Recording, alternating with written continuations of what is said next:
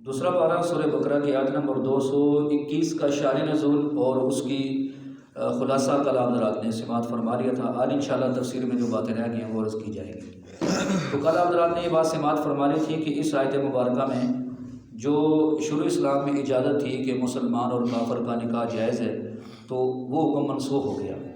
اب تا قیامت یہ حکم ہے کہ کسی مسلمان کا کسی کافر کے ساتھ نکاح نہیں ہو سکتا۔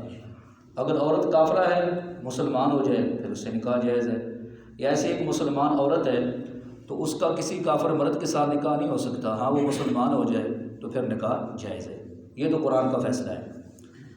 اب دوسری بات یہ ہے کہ اہل کتاب ان کی عورتوں کے ساتھ مسلمان مردوں کا نکاح اس کو قرآن پاک نے اس کی اجازت دی ہے، یہ جائز ہے، اور احادیث مبارکہ کے اندر بھی اس کی اجازت موجود ہے۔ اہل کتاب کن کو کہتے ہیں؟ اہل کتاب ان لوگوں کو کہتے ہیں جو کسی آسمانی دین کو ماننے والے ہیں، کسی آسمانی کتاب پر ان کا ایمان ہے یا اللہ کے کسی نبی پر ان کا ایمان ہے۔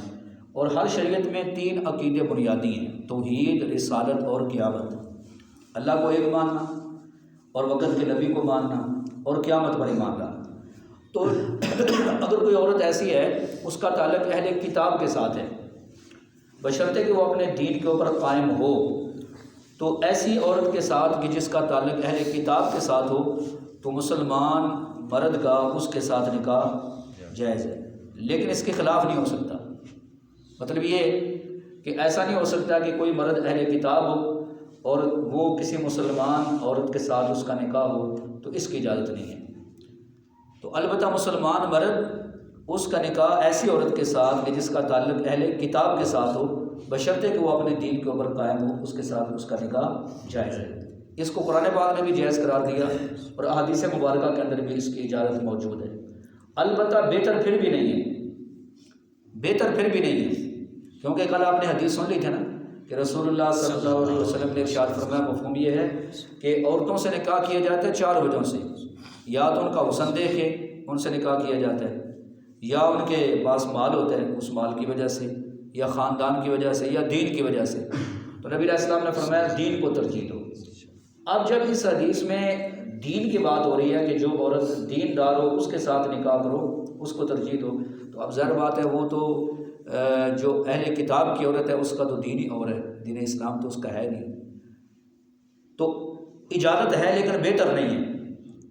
اور پھر اس کے اندر اگر کوئی خطرہ ہو، خطرات ہوں، تو پھر تو اس کی ممانعت بھی ہو جائے گی، جیسا کہ امیر المومنین سیدنا عمر بن خطاب رضی اللہ تعالیٰ عنہ نے اپنے دور حکومت میں سیاستاً اس چیز سے منع کر دیا تھا۔ یہ توجہ فرمانا ذرا، یہ بڑی اہم بات ہے کہ یہ لوگ اس بات کو لے کر عمر رضی اللہ عنہ پر اعتراض بھی کر دیتے ہیں، تو یہ بات سمجھنے والی ہے۔ جب آپ کے دور حکومت میں فتوحات ہوئیں عراق، شام، دیگر علاقے، تو آپ کو ایسی خبریں پہنچیں، ایسی رپورٹیں آپ کے پاس آئیں کہ کچھ مسلمان وہ اہل کتاب یعنی یہودیہ اور عیسائیہ عورتوں کے ساتھ شادیاں کر رہے ہیں، تو آپ نے سختی کے ساتھ منع فرمایا۔ ایک صحابی نے سوال بھی کیا، انہوں نے ایک عیسائی عورت سے شادی کی، تو آپ نے فرمایا کہ اس عورت کو چھوڑ دو، تو وہ کہنے لگے کہ امیر المومنین آپ اس کو حرام سمجھتے ہیں؟ آپ نے فرمایا میں اس کو حرام نہیں سمجھتا، البتہ مجھے اس چیز کا خطرہ ہے کہ تم مسلمان اہل کتاب کی عورتوں کو ترجیح دینے لگو گے اور اپنی مسلمان عورتوں سے نکاح کرنا ختم کر دو گے، اس لیے آپ نے فرمایا کہ ایسا نہ کرو۔ تو اس کے بعد میں وقت نے اس چیز کو ثابت کر دیا کہ امیر المومنین سیدنا عمر رضی اللہ عنہ کا فیصلہ بالکل صحیح تھا۔ ویسے بھی حدیث میں آتا ہے نا کہ اللہ تعالیٰ نے ہر امت میں کوئی نہ کوئی محدث پیدا کیے، اور فرمایا میری امت میں اگر کوئی محدث ہے تو وہ عمر بن خطاب ہے رضی اللہ تعالیٰ عنہ۔ مطلب کہ جن کے دل میں اللہ صحیح فیصلے کی توفیق ڈال دیتے ہیں اور وہ صحیح فیصلہ فرماتے ہیں۔ ایک حدیث میں نبی علیہ السلام نے فرمایا بے شک اللہ نے اور عمر رضی اللہ تعالیٰ عنہ کی زبان اور ان کے دل پر حق کو جاری کر دیا ہے۔ سبحان اللہ۔ بعد میں تاریخ نے اس بات کو ثابت کیا کہ ان اہل کتاب لوگوں نے اپنی عورتیں مسلمان گھروں میں داخل کی، اور خصوصاً حکمرانوں کے گھروں میں، اور پھر اس کے بعد ان کے نکاح کے جو مقاصد تھے نا، وہ نکاح کے جو مقاصد تھے ان میں سے ایک یہ بھی تھا کہ مسلمانوں کی جاسوسی کرنا، اور اس میں وہ کافی حد تک کامیاب ہوئے، کافی حد تک وہ کامیاب ہوئے۔ تو اس لیے حضرت عمر رضی اللہ تعالیٰ عنہ نے اس چیز سے منع فرمایا، اور یہ نہیں تھا کہ ان کے ہاں یہ کوئی حرام کام تھا، بلکہ سیاستاً آپ نے سمجھا کہ اس میں بہت سارے نقصانات ہو رہے ہیں اور آئندہ بھی نقصانات پیدا ہونے کا خطرہ ہے۔ تو اس لیے امیر المومنین سیدنا عمر رضی اللہ تعالیٰ عنہ نے مسلمانوں کو منع فرمایا کہ اپنی مسلمان عورتیں جب موجود ہیں تو ان کے ہوتے ہوئے یہ تم کام نہ کرو کہ اہل کتاب کی عورتوں سے شادی نہ کرو۔ اتنی بات آپ سب کو سمجھائے کہ نہیں آئی؟ سارے بولیں۔ اب اگلی بات یہ ہے کہ آج کل کئی ایسے نوجوان جو یورپی ملکوں میں جا کے وہاں شادیاں کرتے ہیں، وہ پوچھتے بھی ہیں، سوال بھی کرتے ہیں کہ جی جب اہل کتاب کے ساتھ اجازت ہے تو اب ہم شادی کر لیں، کیونکہ ہماری مجبوری بھی ہے، کوئی کاغذ بنوانے کے لیے، کوئی کسی اور معاملے میں، کوئی زیادہ عرصہ گھر سے دور رہتا ہے تو وہ کہتا ہے چلو جی ہم اہل کتاب عورتوں سے شادی کر لیتے ہیں۔ تو وہ آج کل کی جو عیسائی لڑکیاں یا یہودی لڑکیاں ہیں ان کو وہ اہل کتاب سمجھ کے تو ان کے ساتھ وہ شادیاں کرتے ہیں۔ تو حالانکہ آج تو بہت زمانہ آگے چلا گیا ہے۔ ہمارے پرانے بزرگوں نے، مولانا اشرف صاحب تھانوی رحمۃ اللہ علیہ اور دیگر بزرگوں نے اس وقت بھی یہ بات فرمائی تھی کہ اس وقت یورپ کے اندر لوگ ہیں یہ اکثر دہریے بن چکے ہیں، وہ اہل کتاب نہیں ہیں، بلکہ آپ اس سے اندازہ لگائیں کہ آج سے کچھ عرصہ پہلے فرانس کی جو پارلیمنٹ ہے اس کے اندر ایک قانون پاس ہوا تھا تالیوں کی گونج میں، اور وہ یہ تھا کہ مرد کے ساتھ نکاح کر سکتے ہیں۔ حالانکہ یہ جتنی چیزیں ہیں نا، ہم جنس پرستی ہے یا اس کے علاوہ شراب ہے یا خنزیر کھانا ہے، یہ ساری چیزیں تورات، زبور، انجیل میں ان کو حرام قرار دیا گیا تھا، ان ساری برائیوں کو، اور دیگر بہت سارے ایسے واقعات۔ تو ان چیزوں کو دیکھ کے علماء نے یہ کہا کہ اس وقت جو یورپ کے اندر رہنے والے لوگ ہیں جو اپنے آپ کو عیسائی یہودی کہتے ہیں، وہ در حقیقت اہل کتاب نہیں ہیں، کیونکہ اہل کتاب وہ ہوگا جس میں 3 شرطیں پائی جائیں۔ پہلے کہ اللہ کی توحید پر وہ قائم ہو، بات سمجھائی؟ دوسری شرط یہ ہے کہ وہ اللہ کے نبی کو پر ایمان رکھتا ہو، جو اس کا نبی ہے اس پر وہ ایمان رکھتا ہو، اور تیسرے نمبر پر وہ قیامت پر بھی ایمان رکھتا ہو۔ تو یہ ان کے عمل کو دیکھ کے اور ان کے نظریات کو دیکھ کے یہ چیز ثابت ہوئی ہے کہ ان چیزوں پر ان کا ایمان نہیں ہے، وہ برائے نام عیسائی ہیں، برائے نام یہودی ہیں۔ تو اس اہل کتاب اور ان کے ساتھ نکاح جائز ہوگا کہ جو اپنے دین پر قائم ہے۔ جب اپنے دین پر قائم ہی نہیں ہے وہ اہل کتاب ہی نہیں ہے، لہذا جب وہ اہل کتاب نہیں تو ان کے ساتھ نکاح درست نہیں ہے۔ تو ایسے جو یورپ میں جا کر وہاں شادیاں کرتے ہیں تو انہیں یہ چیز پیش نظر رکھنی چاہیے کہ یہ نکاح جائز نہیں ہے، یہ حلال نہیں ہے۔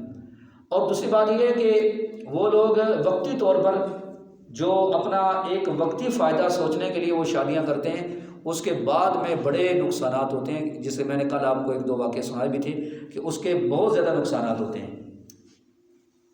اور وہ عورتیں جو وہاں پر مردوں سے شادیاں کرتی ہیں تو آئے روز ایسے واقعات دیکھنے میں آئے اور ایسے واقعات سننے میں آئے کہ وہ جب تک ان کے اندر جوانی رہتی ہے تو وہ تو اس مرد کے ساتھ وفاداری کرتی ہیں، جو ہیں وہ بڑھاپے کی طرف ڈلنا شروع ہو جاتی ہیں تو پھر اس کے بعد وہ اسلام اور دین اس چیز کی انہیں کوئی پرواہ نہیں ہوتی۔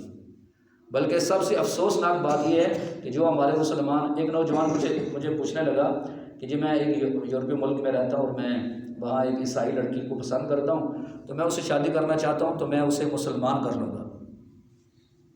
تو میں نے اسے 2-3 سوال کیے، میں نے کہا کہ مجھے اس سوالوں کا جواب دیں تاکہ پتہ چلے کہ آپ خود کتنے دین کو اوپر قائم ہیں۔ تو اس بیچارے کو دین کی بنیادی چیزوں کے بارے میں علم نہیں تھا، تو میں نے کہا بھائی جب آپ کو خود دین کی بنیادی چیزوں کے بارے میں علم نہیں ہے تو آپ یہ کیسے کہہ سکتے ہیں کہ میں کسی کو مسلمان کر سکتا ہوں؟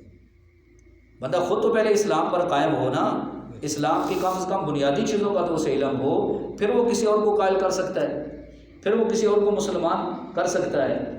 تو لہٰذا اس کے بعد میں جو نقصانات ہوتے ہیں بھائیوں، اس کا ایک بڑا نقصان یہ ہوتا ہے کہ جو ہمارے اکثر مسلمان جو بے دین ہوتے ہیں یورپی ملکوں میں جا کے شادیاں کرتے ہیں، پھر ان کی اولاد ہوتی ہے تو وہ آگے مائیں جو ہوتی ہیں وہ ان بچوں کو بھی اپنے مذہب کے اوپر قائل کر لیتی ہیں اور آہستہ آہستہ وہ اپنے مذہب کے اوپر ان کے ڈال دیتی ہیں۔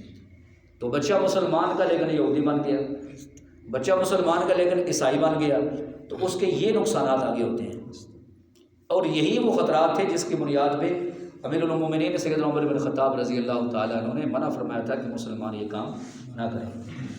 لہذا اہل کتاب ہو تو اس کے ساتھ تو جائز ہے لیکن بہتر پھر بھی نہیں ہے، پھر بھی اس کام کو نہیں کرنا چاہیے۔ تو بہرحال یہ قرآن کا فیصلہ آ گیا، اور پھر اس کے بعد میں نے عرض کیا تھا کہ وہ مسلمان بھی اس مسئلے پر غور کریں جو خاص طور پر انڈیا میں رہتے ہیں اور یا دوسرے یورپی ملکوں میں رہتے ہیں اور وہ کہتے ہیں نہیں جی یہ سب انسانیت ہے، انسان کے ساتھ اس کا نکاح ہو جاتا ہے، خواہ وہ ہندو ہو، خواہ وہ دہریہ ہو، کوئی بھی ہو. تو اگر جو بندہ کلمہ پڑھنے والا ہے، جو مسلمان ہے، تو وہ کبھی بھی اللہ کے اس حکم کا منکر نہیں ہوگا. اگر منکر ہے تو اس کا دین اسلام کے ساتھ تعلق ہی کوئی نہیں، پھر اسے مسلمان کہلانے کا کوئی حق بھی نہیں ہے. اللہ تعالی ہمیں سمجھنے کی توفیق عطا فرمائے. ابھی ترجمہ سن لیں تاکہ آپ کے سامنے بات واضح ہو جائے. اعوذ باللہ من الشیطان الرجیم، بسم اللہ الرحمن الرحیم. ولا تنکحوا المشرکات، تم نہ نکاح کرو مشرکہ عورتوں سے، حتی یؤمنن، یہاں تک کہ وہ ایمان لے آئیں، یہاں تک کہ وہ ایمان لے آئیں. والامۃ مؤمنۃ خیر من مشرکۃ ولو اعجبتکم، اور مومنہ لونڈی بہتر ہے مشرکہ آزاد عورت سے اگرچہ وہ تمہیں تعجب میں ڈال دے، یعنی اس کا حسن، اس کا مال یا اس کا خاندان تمہیں تعجب کے اندر ڈال دے. لیکن ایسا نہ کرنا کہ حسن کی وجہ سے، حسن کو دیکھ کے یا مال کو دیکھ کے یا خاندان کو دیکھ کے مشرکہ عورت سے نکاح کر لو، نہ. ولا تنکحوا المشرکین حتی یؤمنوا، اور نہ نکاح کرو مشرک مردوں سے، اپنی عورتوں کا، یہاں تک کہ وہ مشرک مرد ایمان لے آئے، یعنی مومن ہو جائے، اس وقت تک نکاح نہ کرو. اور مفسرین لکھے اس کے اندر وہ تمام لوگ داخل ہیں جن پر غیر مسلم ہونے کا فتویٰ لگایا گیا، وہ جتنے بھی لوگ ہیں ان سب کے بارے میں یہی حکم ہے. وَلَعَبْدٌ مُؤْمِنٌ خَيْرٌ مِّن مُشْرِكٍ وَلَوْ أَعْجَبَكُمْ، اور غلام مومن بہتر ہے مشرک آزاد مرد سے اگرچہ وہ تمہیں تعجب میں ڈالے. مطلب اس کا حسن یا اس کا مال یا اس کا خاندان تمہیں بہت اچھا لگے، لیکن اپنی مسلمان عورت کا اس کے ساتھ نکاح نہ کرنا. اولئک یدعون الی النار، یہ لوگ یعنی کافر تمہیں دعوت دیتے ہیں جہنم کی طرف. واللہ یدعو الی الجنۃ والمغفرۃ باذنہ، اور اللہ تعالیٰ دعوت دیتے ہیں جنت کی طرف اور بخشش کی طرف اپنے حکم سے. اس کی تفسیر آپ نے کل تفسیر سن لی تھی کہ اس کا کیا مطلب ہے. وَيُبَيِّنُ آیاتہ للناس، اور اللہ تعالیٰ کھول کھول کے بیان کرتے ہیں اپنی آیتیں لوگوں کے لیے. لعلہم یتذکرون، تاکہ لوگ نصیحت حاصل کر لیں، تاکہ لوگ نصیحت حاصل. اب قرآن کوئی یہ نہیں کہہ سکتا جی مجھے پتہ نہیں تھا، یہ قرآن سیکھے، اتنا علم حاصل کرے، حلال حرام جائز ناجائز کا بتاؤ. اب کو کافر عورت سے نکاح کر کے زندگی گزارے گا اور یہ نہیں کہہ سکتا قیامت والے دن مجھے پتہ نہیں تھا. اللہ تعالیٰ سمجھنے کی اور عمل کی توفیق عطا فرمائے. الحمدللہ.